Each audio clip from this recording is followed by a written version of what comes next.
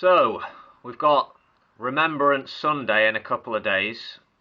Armistice Day on the Monday, of course, the 11th. Ceremonies will be held at war memorials around the country. 2-minute silence will be observed by many at 11 a.m. on Monday. 95 years since the end of the First World War, the so-called Great War. That is a long time, and what a hideous conflict it was. Destroyed so many lives. The horror of the trenches, we can only imagine. People around the world bow their heads solemnly. Those who fell are remembered. Family members long gone, but not forgotten. Maybe all will fall silent where you are at 11 a.m. on November 11th. What will be going through your mind?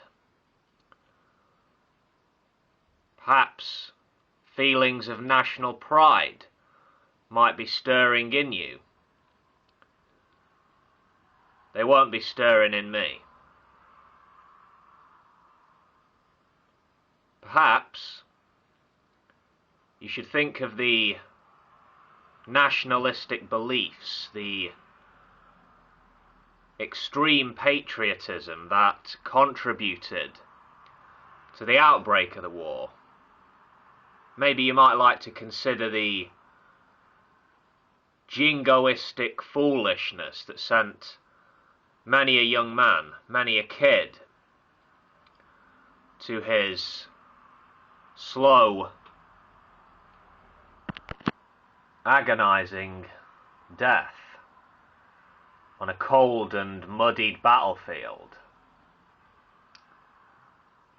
Countries drunk on nationalism, governments and populations convinced they will be the clear victors. The enemy will be vanquished. Political rhetoric and popular culture fueled people's delusions. Propaganda sought to blacken the name of the enemy, perhaps the less than human enemy. Emotions were deliberately stirred by the newspapers of the day. The flames of hatred were fanned. I believe it would be entirely appropriate to take a moment to consider the dangers of nationalism as you observe the 2-minute silence, assuming you do so. We should know our history. We should try to work together to ensure that the mistakes of the past are not revisited. Have you ever stopped to look at the names on a war memorial? You can do this any time, doesn't have to be Remembrance Sunday or Armistice Day. Maybe you just see names engraved when you look at a war memorial. Just names, nothing more. But they were real people. Real people with families. They were parents. They were children. They were providers. Flesh and blood humans who lived and breathed as you do now. Lost to the world because of war. They're gone. Nothing can change that, but as an individual,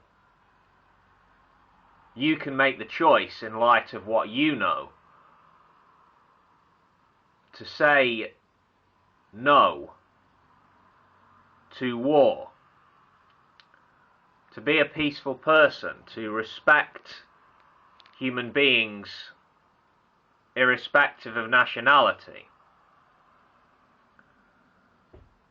It's not written in stone that we're doomed to repeat the mistakes of past generations.